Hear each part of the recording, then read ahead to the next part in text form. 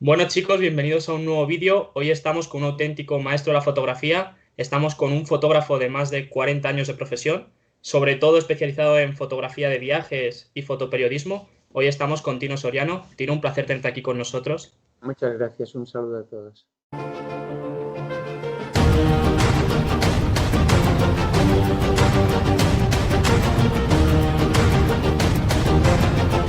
La verdad que me encantaría poder expresar todos los reconocimientos y logros que has tenido durante tu trayectoria, pero es imposible porque si no, nos Ah, quedaríamos sin tiempo. vamos al grano, que la gente...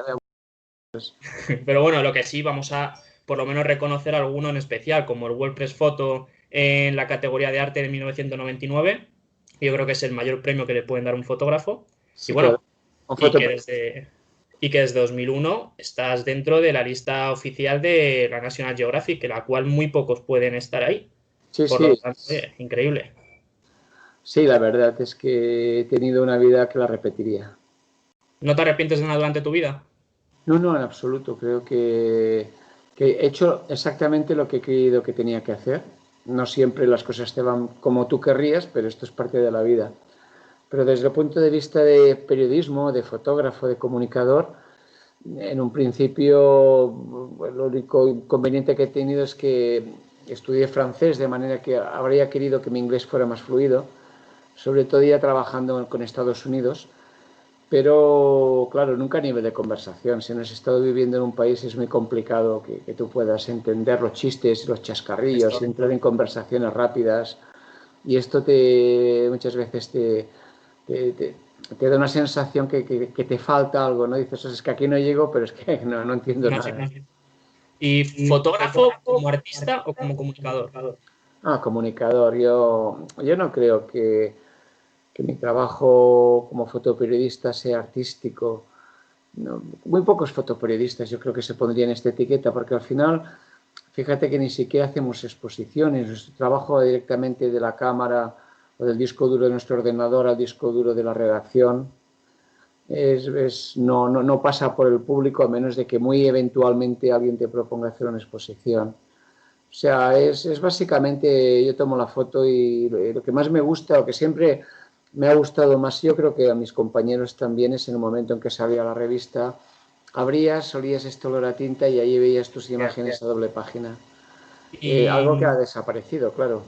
y bueno, también me gustaría saber un poco de tus comienzos. Yo me he enterado que cuando estabas en la mili, por ahí con 23 años más o menos, mientras Sí. que el resto leía novelas del oeste, a ti ya te interesaban los libros de fotografía. ¿Fue ahí cuando dices, me gustaría dedicarme a esto? ¿O viene con anterioridad? Bueno, sí, sí, yo tenía claro que quería ser fotógrafo, esto lo tenía muy claro. También tenía muy claro de que si siendo muy joven, era un poco más joven de lo que dices, pero la hice con 21, pero tenía muy claro que si siendo muy joven y sin experiencia saltaba al campo de la fotografía que yo quería, es decir, de hecho mi meta era National Geographic, era El País Semanal, era Spiegel, las revistas con las que más tarde he trabajado. Tenía muy claro que sin experiencia acabaría haciendo un tipo de fotografía que me aburriría, ¿no? Como al final tienes acceso a la fotografía de bodas, pero en su versión más básica, que Sí. cobras por la cantidad de fotos vendidas. Además, en los años 80 aquello pues no era ni mucho menos el arte que tienen ahora los fotógrafos, que trabajan a medias entre el reportaje de bodas, pero con una línea muy clara de fotoperiodismo. En aquella época era que salga la tía, que salga el abuelo, que salga la abuelita, y con que más gente salga, más cobras.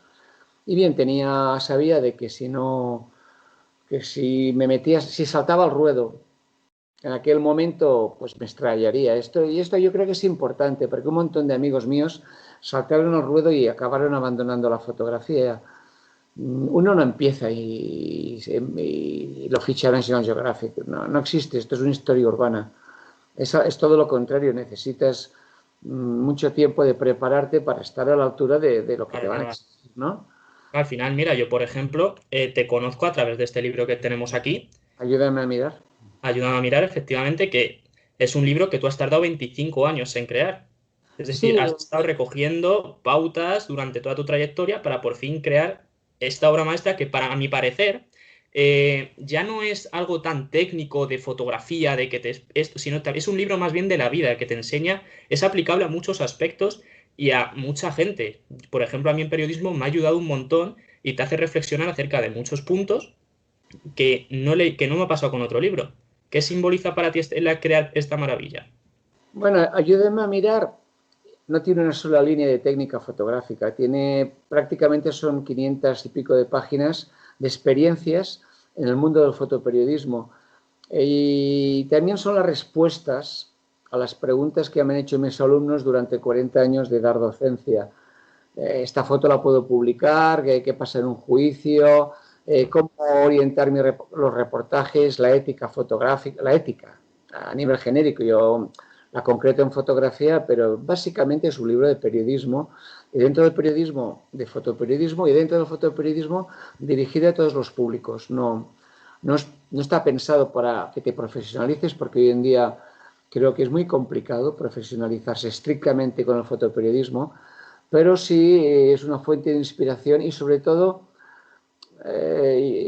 al no considerar mi trabajo un arte, pues más bien artesanal, lo que yo hacía era preguntarle a todas las personas que me merecían una confianza, exponerles mis dudas, ¿no?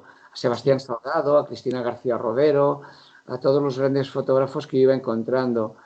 Y sencillamente tomaba nota en tiempo real. Decía, ostras, mira, Cristina opina esto, o Cristian Cajol, o Elliot Erwitt me ha enseñado esto. Y al final encontré pues que tenía entre lo que me preguntaban mis alumnos, lo que yo preguntaba a mis maestros, tenía un libro a medias autobiográfico en el sentido de que comparto 25 años de experiencia directa trabajando codo a codo pues, con fotógrafos de Magnum o de National Geographic y sobre todo la parte comunicativa. De hecho, cuando yo hacía el servicio militar, pensé, en aquella época era obligatorio, si no podías negarte, eran 15 meses perdidos, y pensé, bueno, puestos a perder 15 meses, al menos que aprenda algo, y en lugar de leer libros o novelas de Estefanía, sobre todo, para matar las horas, lo que me leyeron unos libros muy complicados, porque los libros de fotografía entonces era prácticamente trigonometría, matemática, química, de la editorial Omega. Y entonces de aquí salió mi primer libro, que se llamaba La fotografía de los viajes, que era todo lo contrario. O sea, un libro que todavía la gente me dice, es que es súper divertido, ¿no? Me he reído tanto con él porque ahí aparecía Tarzán, aparecía el hombre lobo, hablando de fotografía, de manera que, claro, ya a partir de ahí empecé a crear esta línea de escribir libros docentes que me entretiene. De hecho, es lo que estoy haciendo en estos momentos. ¿Y en qué ha cambiado la fotografía con el paso de los años? ¿Ha cambiado a positivo, a negativo? ¿Dónde ves el mayor cambio? El cambio es que la fotografía, tal como la entendemos, yo creo que ya no existe. Es decir, vale, tenemos fotos, tenemos documentos gráficos, ni siquiera son fotos, son archivos informáticos. Sí.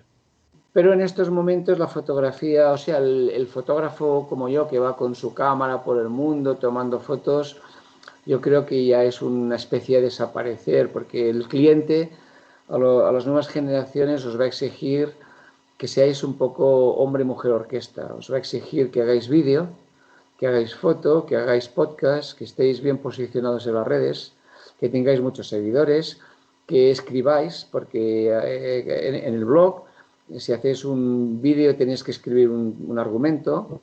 Sí. Y entonces es imposible, yo creo, trabajar bien con todas estas presiones encima. O sea, la fotografía de Elliot Erwitt o de Sebastián Salgado, de que voy con mi cámara y documento el mundo, Se va perdiendo. sí, no, se pierde porque es escasa. Todo en estos momentos hemos perdido los periódicos y las revistas, que era el medio natural de difundir la fotografía. Y en el momento en que te vas a las redes, pues te exigen mucho más. Quizás llega. Sobre todo te exigen ahí la inmediatez, lo que tú denominas como si fuese fast food. Lo necesito ya, rápido. Sí, además es una muy mala fórmula, porque aparte de que trabajas con la presión de que lo tienes que enviar dentro de una hora y no hay tiempo para poder elegir, o sea, estás trabajando en caliente, al menos esto es como cuando, yo no soy muy de Twitter, pero mucha gente que está en Twitter se queja de que tendría que contar hasta 10 antes de escribir, Sí. porque si escribes a bote pronto con lo que te dice el corazón, a menudo te equivocas y En fotografía pasa lo mismo, ¿no? Yo tomo una foto y en aquel momento estoy excitado porque me ha costado mucho conseguir aquel documento y lo envío porque digo, esta es la foto. Y muchas veces esta es lo que tú crees que esta es tu foto, pero cuando miras con el tiempo un poco más frío, lo que has hecho, a menudo descubres que habían documentos muchísimo más interesantes que el que tú en caliente envías. Pero bueno, al final la prensa diaria ha trabajado siempre en estas condiciones. Bueno, y que ahí llega también el papel de los editores gráficos, que a mí me parece que, bueno, si hablamos de anécdotas, de que directamente le dicen, toma, la secretaria, escoge tú la fotografía, una fotografía que has estado muchísimo tiempo dedicado, mirando para coger la foto perfecta y luego no se tiene, no se le da esa importancia que hay que dársela. No, Y de eso hay mil anécdotas ahora. es la primera figura que desapareció, o sea, la más importante posiblemente, porque al final, igual que el director de una publicación pues se encarga de los contenidos, el director gráfico, el editor gráfico se encargaba de los contenidos visuales, de manera que por lo menos debía tener una importancia equiparable. Pero lo primero que la prensa decidió borrar fue primero el editor gráfico y luego el fotógrafo, porque en estos momentos tienes acceso a un montón de fotos gratis, de manera de que tú le estás dando... Yo creo que las revistas, en parte, han cavado su propia fosa en el momento en que el contenido visual ha sido fast food. En el momento en que el contenido de una revista es exactamente el mismo que tú puedes contemplar en las redes, en cualquier anuncio, en que son prácticamente propaganda. Muchas revistas, periódicos y fotografías es pura propaganda. El público, lógicamente, pues tú no le estás aportando nada. Si yo pago 1,5 € o 5 € por una revista, espero que me aporte mucho más que cualquier foto que pueda encontrar en Internet, ¿no? Y ellos se cargaron al mensajero. Yo recuerdo en mis trabajos profesionales con revistas que siempre me decían los periodistas, tú toma bien las fotos porque el público se queda enganchado por las fotos. Y luego lee el texto. Pero la foto es lo que engancha, siempre Es lo aquella... primero que ves. Sí, la portada, la doble página, esto es lo que engancha al público. Entonces, ¿qué hacen los editores? Se cargan a que hace la doble página. Sencillamente, bueno, para ellos es parecido, es una mancha Sí. con colores muy saturados. A veces a mí me da vergüenza ver revistas que te ponen puestas de sol totalmente inventadas porque con un programa informático aumentando la saturación y el contraste aquello parece una pintura de Kandinsky. Pero en este sentido, eh, a mí mismo, como lector, estaba esperando los dominicales para ver qué había hecho mis grandes referentes o otros fotógrafos que no conocía. En estos momentos es difícil que una revista te sorprenda con algo original, ¿no? Porque fotografías cortesía de la oficina de turismo, fotografías cortesía o a veces ni siquiera eso, ni siquiera lo firman. De manera de que bueno, pues matar a los editores gráficos, no pagar a los fotógrafos y todo ha llegado pues a un desplome de la prensa. Pero bueno, particularmente en mi opinión, sobre todo es que la prensa ha pasado a ser propaganda en lugar de opinión. ¿Y en qué porcentaje es el fotógrafo y qué porcentaje es el equipo que lleva? Porque ahora mismo con las nuevas actualizaciones que hay, la gente se cree que por tener la mejor fotografía vas a sacar la mejor foto. ¿Qué porcentaje más o menos tiene una cosa y la otra? No es importante. En realidad, esto es como, por hacerte un símil, es como si le preguntas a un periodista sobre si para escribir es mejor un teclado o otro teclado, o trabajar con otro programa informático. Tú en realidad cuando escribes se ve muy bien. Tú cuando escribes estás transcribiendo ideas y a estas ideas les das una forma que es tu estilo, tu manera de escribir. En fotografía suele pasar lo mismo. La cámara no es importante.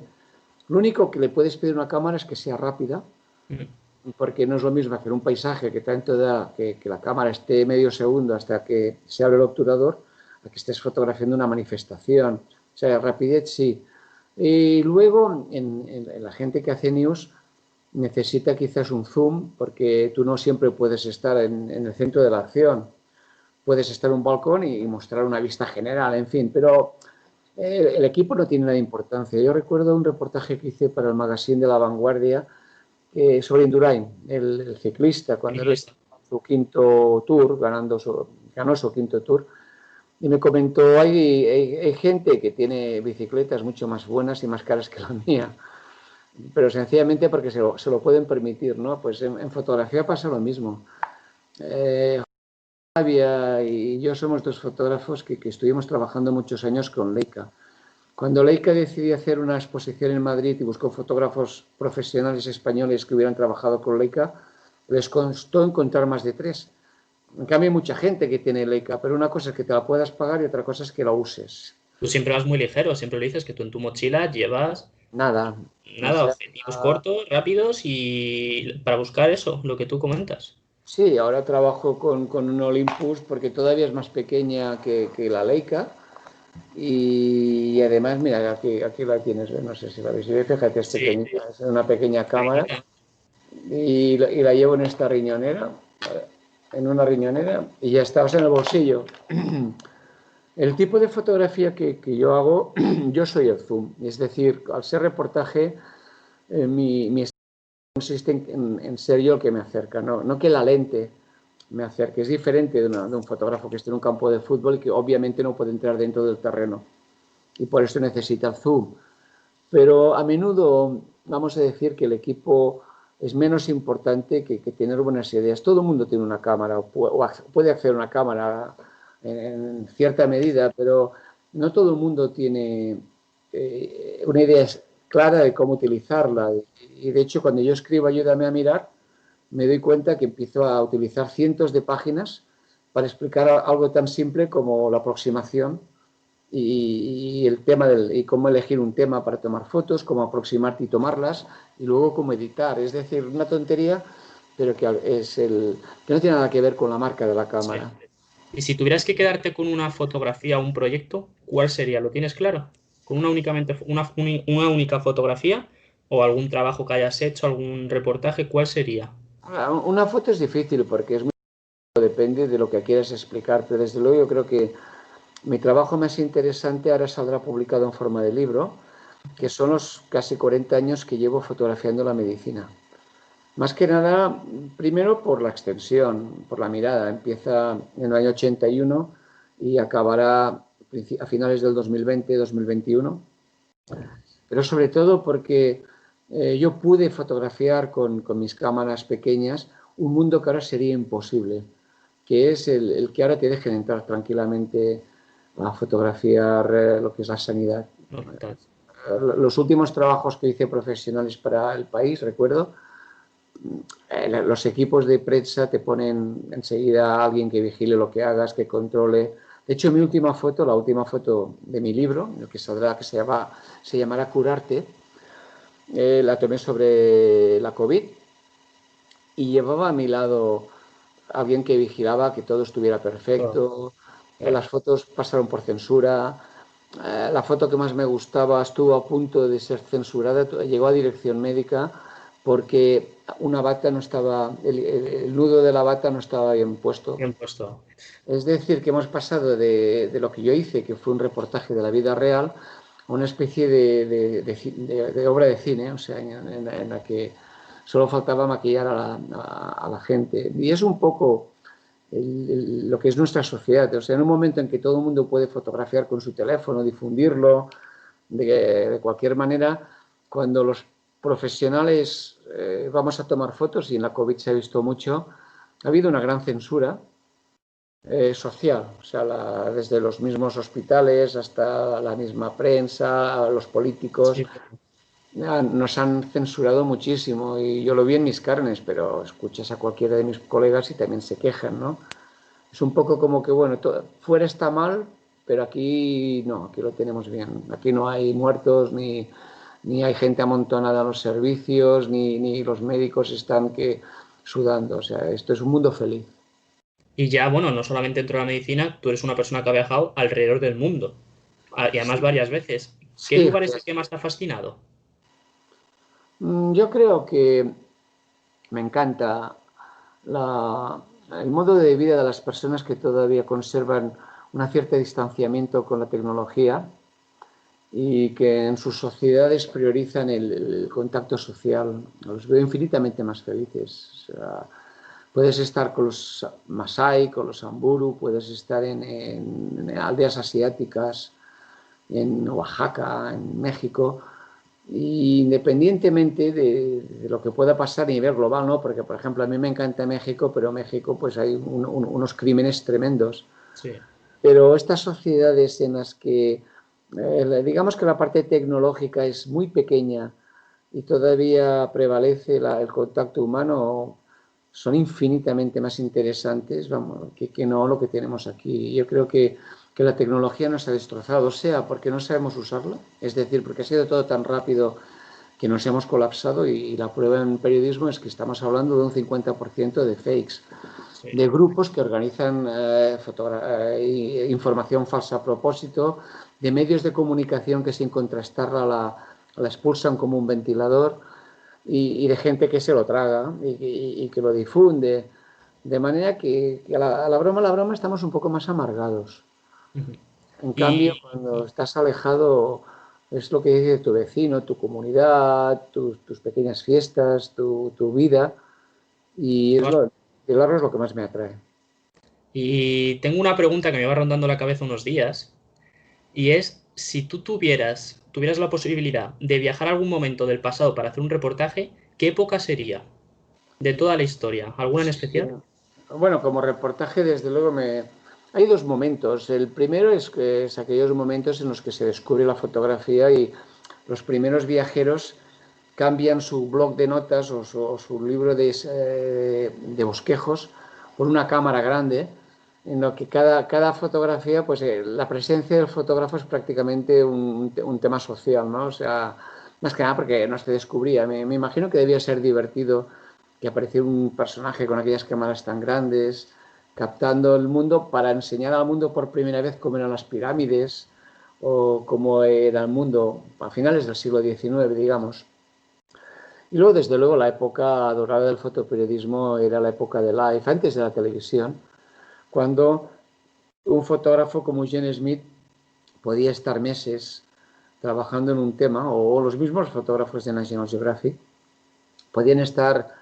Yo todavía he estado en contacto con fotógrafos como James Stanfield, que podía estar 6 meses en Jerusalén para hacer un reportaje sobre la ciudad. O 2 años para hacer un tema sobre el mundo de los romanos o así, ¿no? Aquella época era muy bonita, pero luego la televisión acabó con aquello, como ahora posiblemente el Internet ha acabado con la televisión. Sí. ¿Y qué consejo le darías a alguien que está empezando ahora mismo? Que sepa de que la palabra fotógrafo no existe y ha pasado a ser multimedia. Que tú tienes que no solo dominar un montón de materias, es decir, que todo se complica mucho, sino para mí lo que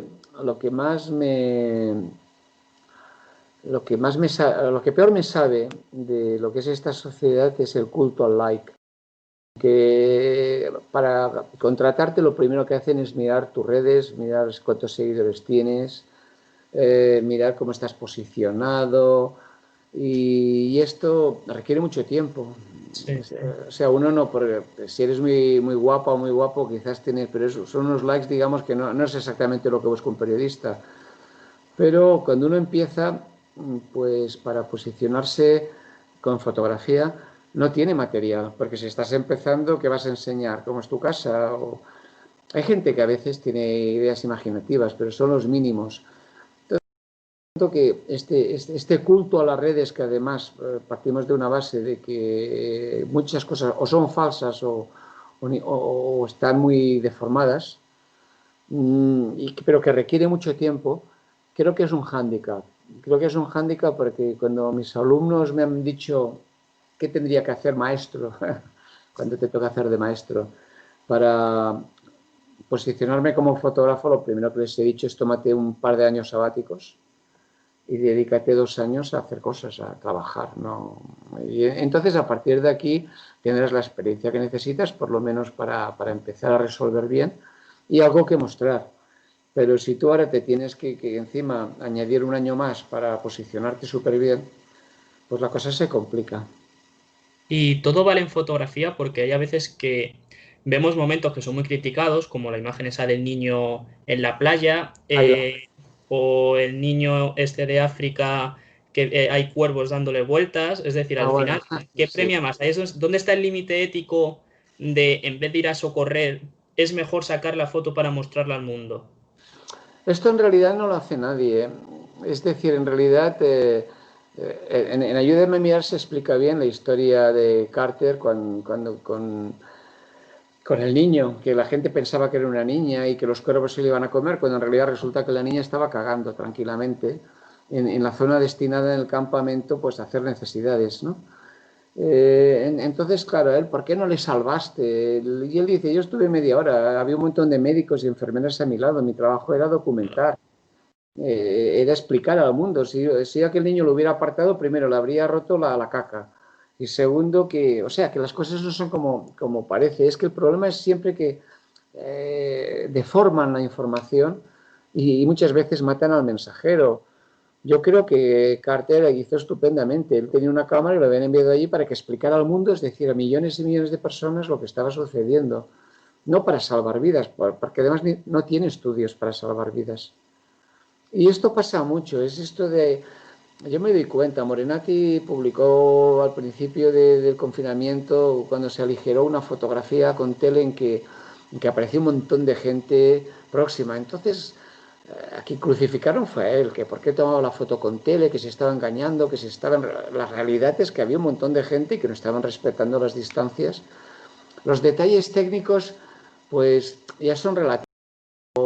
En las redes pasa mucho, tú publicas algo que no le gusta a un segmento determinado de la gente que pueda seguirte y se te cargan a ti, te dicen de todo.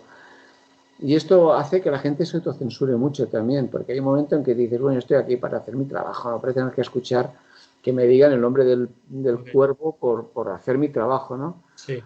Las redes han polarizado mucho. En el momento en que nadie te ve la cara, pues escribes cualquier cosa. Y casi siempre los que escriben cualquier cosa están con perfiles falsos encima. Y esto pues ha llevado a la información, yo diría que un estado de una palabra que usa mucho la derecha y la extrema derecha, el caos. El caos. Pero es cierto, al final es desinformar. Ahí Iñaki Gabilondo explica muy bien de que cuando hay una inundación, y hablo de una inundación de noticias, el primer bien escaso es el agua potable. Y al final, pues es esto, que hemos perdido mucho el norte. Estamos muy informados, pendientes de las noticias, rodeados de noticias falsas. Y aquí el fotógrafo, de alguna manera, es el único que podría tener credibilidad, porque volviendo a tu pregunta, dices, y estas fotos, pues estas fotos, si no están trucadas, existen. Sí. En el caso de Aylan, el niño aparece ahí flotando y la fotógrafa turca, que no me acuerdo su nombre ahora, que toma la foto, sencillamente se limita. Ella no esperaba que aparecería un niño ahí flotando, además vestido de rojo, pequeñito, de 3 años.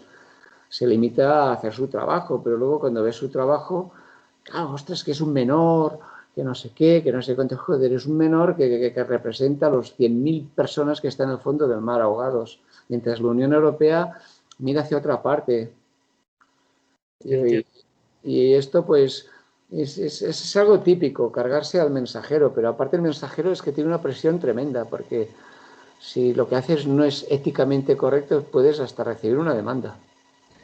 ¿Y cómo vive un fotógrafo profesional la cuarentena?